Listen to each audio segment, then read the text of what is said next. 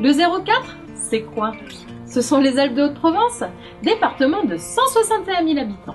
Elle propose 3 destinations touristiques reconnues, la Haute-Provence-Louveron, le Verdon et les Alpes-Mercantour, qui regroupent 263 000 lits touristiques, dont un quart en hébergement marchand, répartis dans plus de 1300 structures d'accueil. Les campings concentrent 60% de la capacité d'accueil touristique marchande des Alpes de Haute-Provence. Le tourisme est le premier employeur des Alpes de Haute-Provence. Il génère 9 000 emplois salariés et non salariés, soit 16% des emplois.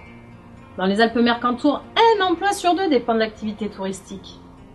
Qui sont les 2,4 millions de touristes qui ont fréquenté les Alpes de Haute-Provence en 2011?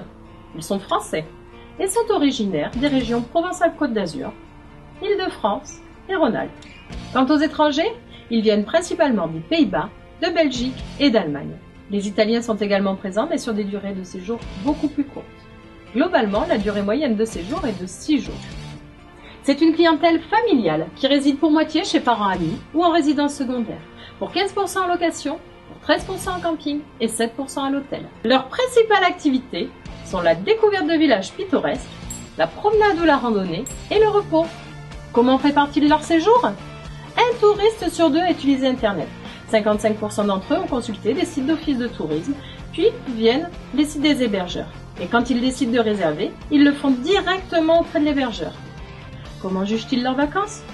Les Alpes de Haute-Provence, une destination à la hauteur de leurs attentes. C'est 97% de nos touristes qui le disent. Au dire de nos visiteurs, c'est rarement cher, parfois bon marché, et le plus souvent, les prix sont bien positionnés par rapport à la concurrence. En conclusion, le tourisme génère des retombées économiques importantes pour les Alpes de Haute-Provence. 746,5 millions d'euros de consommation touristique annuelle, soit une dépense moyenne par personne et par jour de 53 euros. Les touristes étrangers dépensent plus que les touristes français. De plus, 89 millions d'euros ont été investis par les entreprises touristiques en 2010. Un seul exemple. L'activité neige dans les Alpes-Mercantour. 15 millions d'euros ont été investis pour l'entretien ou la construction de remontées mécaniques. En contrepartie, les stations de ski des Alpes de Haute-Provence enregistrent 1,5 million de journées skieurs qui se traduisent par 21 millions d'euros de recettes perçues par les remontées mécaniques, sur plus de 100 millions d'euros de consommation touristique.